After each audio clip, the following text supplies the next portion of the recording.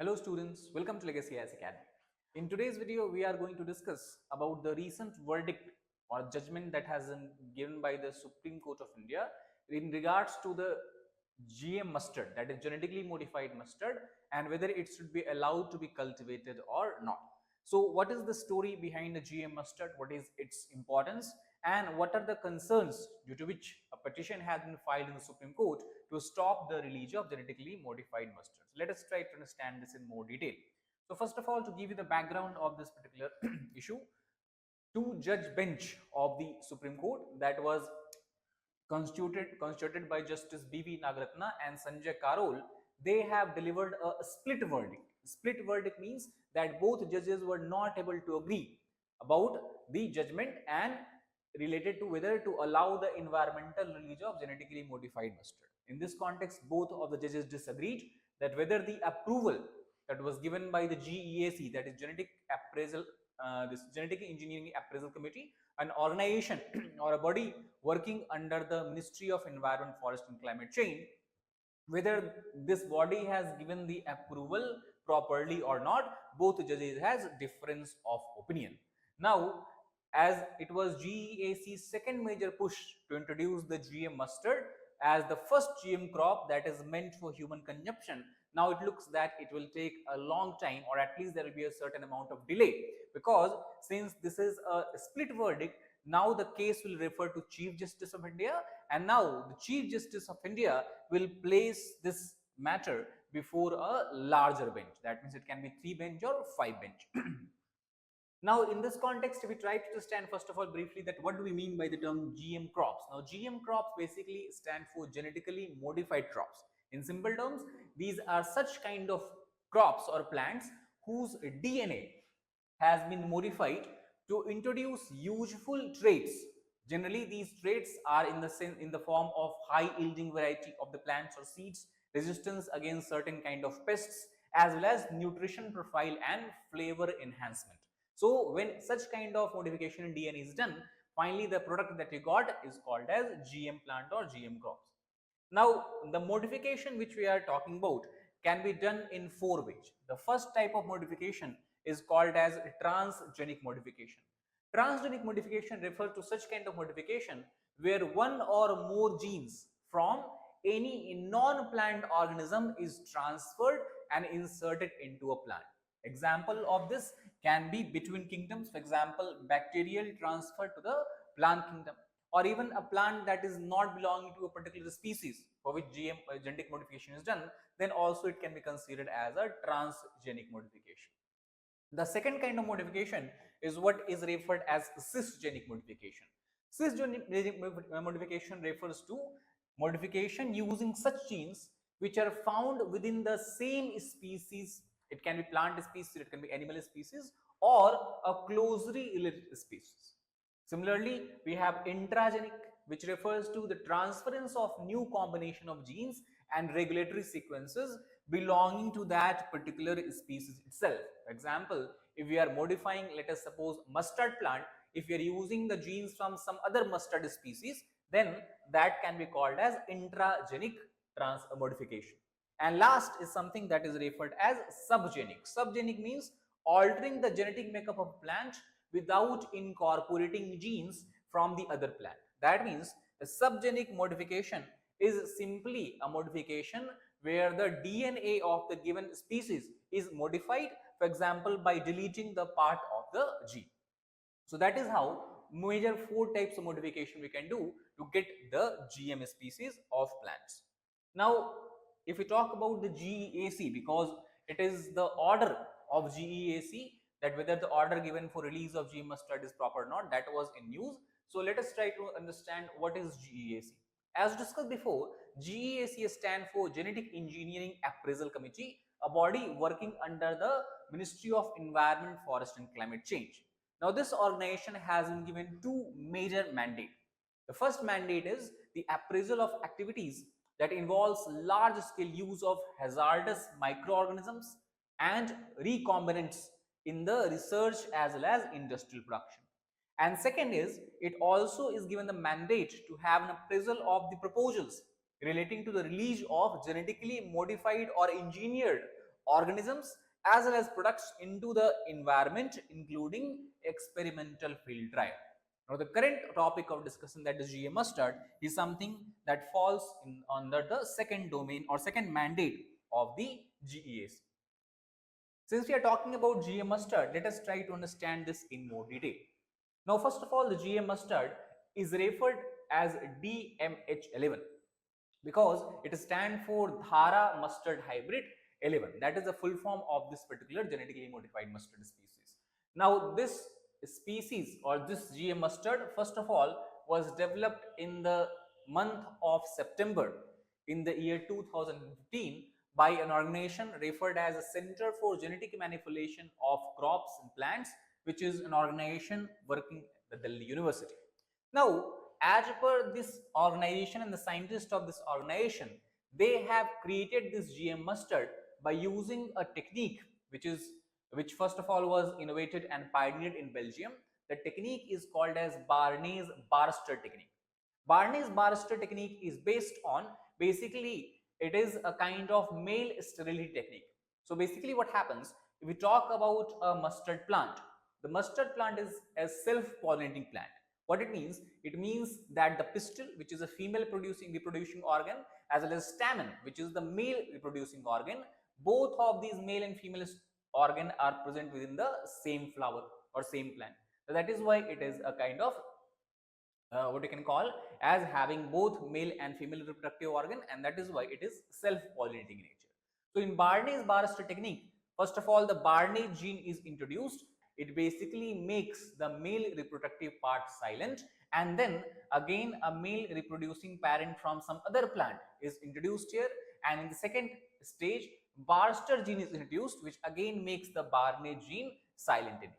So this is how the self-pollinating mustard flower or mustard plant is basically used to pollinated by some other plant and some other species.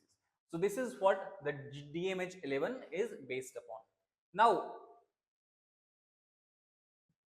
if you talk about the approval, how it was given, and what is the overall timeline. So first of all, along with the proposal of environmental release of this mustard variety, CGMCP, the organization that is responsible for development of this variety of plant, also has submitted a biosafety dossier, and GEAC created a subcommittee to examine the content. Thus, in September 2016, the report was published and comments were invited. Following year in 2017, GEAC recommended the environmental release of GM mustard after going through all the reports and comments. Then the report was sent to the Ministry of Environment and Forest. If approved, this would have allowed the field test to be conducted to examine the effects of cultivating the crop in a larger, bigger environment. However, in the year 2018, the ministry sent the proposal back to the GEAC and asked it to re-examine the proposal. Then few years passed, and by the year 2020-2021, GEAC then directed the CGMCP to examine the effects of GM mustard on honeybees as well as the soil microbial diversity. Thus, in October 25, 2022, after all this work was done, finally the ministry accepted the report, accepted the dossier, and recommendations and conditions regarding the field test were sent to the Professor Pentel, who is the main scientist behind the development of this particular species of plant. Now, we talk about what is the major advantages that is expected after this plant is introduced in the field. So, first of all, it would bring better yields. Most of scientists believe that by using GM mustard, at least 30% increase in the overall yield of mustard crop can be observed. That also will allow reduce the low cost of the farmer, input cost of farmers will reduce, and overall the profitability will also increase obviously. Also, it allows for hybridization of plant that otherwise self-pollinates, thus making hybrids next to impossible, leading to high output hybrids. However, concerns were also raised by many environmentalists, such as GM technologies are fiercely resisted. This is not only in India but across the world also, because there is a large scale fear that it may compromise the food security, as a single organization may dominate a particular kind of market or particular kind of crop, and suppose if some problem happens with this particular supplier, then the entire availability of seed might be endangered, which will obviously compromise the food security. Obviously, also you'll have a dominance of single species of a particular crop that also threatens the food security.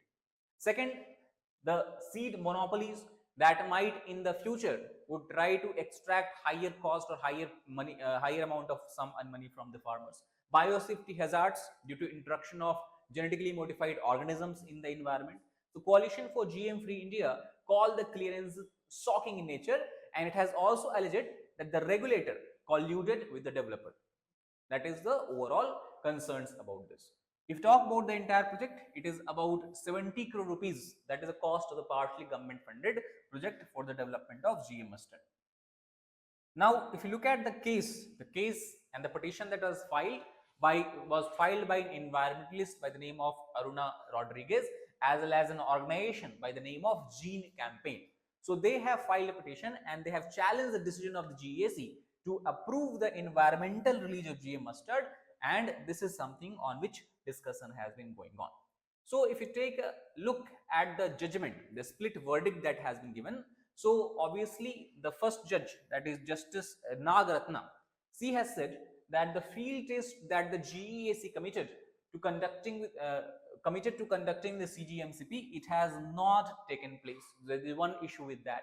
Second, she also has said that the GAC has not applied the mind of its expert, which is in gross violation of the principle of public trust.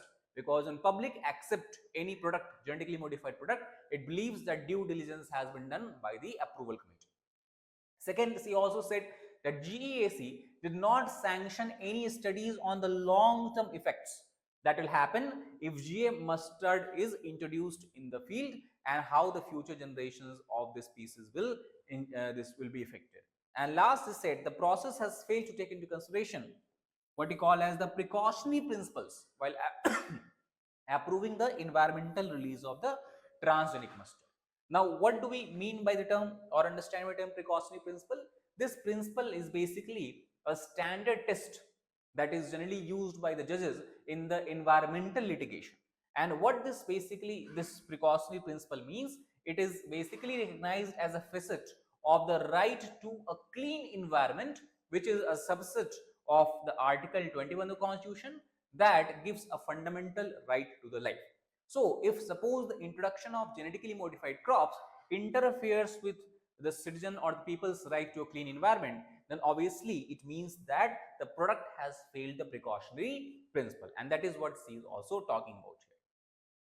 On the other hand, if you look at the view of the other judge, that is Justice Sanjay Karol, he said that the environmental release and the following test and trial that were conducted was in line with the development of a scientific temper and abided by the precautionary principle. So that is where the both judges are disagreeing. One is saying that precautionary principle has not been followed, while the other is saying is the precautionary principle has been duly followed. Second, he also said the GAC's process was independent and reasoned. That means he clearly has stated that there is no such collusion between the developer and regulator as alleged by many organizations and what you can say environmentalists. Third, GAC appointed expert committee had found that honeybees do not discriminate between the other GM crops such as genetically engineered canola. And last, both the Department of Biotechnology as well as Department of Agricultural Research and Education under the Ministry of Agriculture, both had recommended the environmental release of GM mustard, which is a significant development and thus increases the credibility of the GM crop, and it does not have a significant adverse impact as such. So as the verdict is split, now as we have discussed, the Chief Justice of India will refer the matter to a larger bench. Now, in last we can discuss about the distribution of genetically modified crops across the world. So if you take a look at this diagram here, we can see that 69% of GM crops that is grown today is grown in USA alone. And not only a single type of crop, but US grows a variety of crops such as maize, soybean, cotton, canola, sugar beet, alfalfa, papaya and squash. After that, at second number, you have a country of South America, Brazil. Then third number, we have Argentina. And it is at the fourth number, you have the India. However, the difference you will see is that in India we have only one crop that has been approved and where actual cultivation is being done in the field, that is of BT cotton. So that is the only GM crop. Then again we have Canada, where again variety of crop is cultivated, genetically modified crop is cultivated.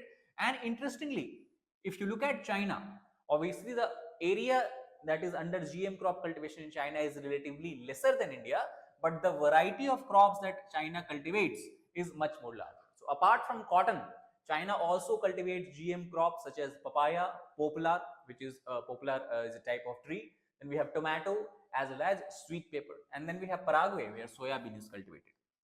So these are the number of millions of hectares. These numbers basically represent where the genetically modified crops are grown.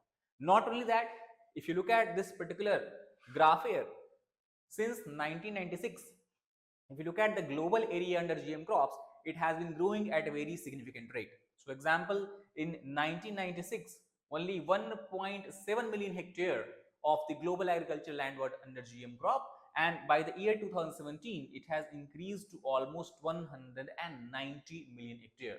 So almost we can say 80 to 90 times increase has happened in the area under cultivation of GM crops in last few decades. So this is something that we can understand about the distribution of GM crops in the world. However, if you take a look at India, in India several crops has been developed which is genetically modified, but the only crop that has been allowed is the BT cotton after 2002. And today if we talk about the dominance of BT cotton, 95% of the area where cotton is cultivated in India, the seed that is used is GM cotton, that is BT cotton. The highest production happens in the states of Punjab and Haryana. Now there are several controversies also, such as immunity of the BT cotton against the pest. It has been questioned because in 2015 when whitefly attack happened in Punjab, BT cotton were not able to resist such kind of pest attack.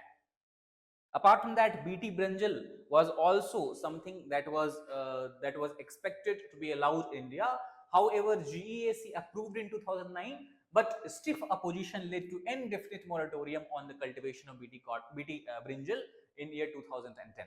Here controversy is related to the food safety, again same issues, and the farmers' dependency on the multinational corporation or MNCs for seeds from the single farm that makes them vulnerable. And the last we have discussed today, that is about the BT mustard. So three crops are there. One is already being cultivated. One has the indefinite moratorium has been placed, that is on BT brinjal. And today we are discussing about BT mustard. So we have to wait and watch that how the discussion and the judgments of the Supreme Court is evolves in the coming future, and whether GM mustard or BT mustard is allowed or not. So cultivation or field trials of several other crops are going on in different states, such as mustard and maize in Punjab, maize and cotton in Haryana. Then we have brinjal, rice, maize and cotton in Maharashtra, maize and cotton in Gujarat, cotton in Karnataka, and chickpea as well as cotton in the Andhra Pradesh. So maybe in the coming time, more different varieties of genetically modified crop, something we might see in India also, especially if acceptance of such crops increases. That is all about this particular video. Thank you very much.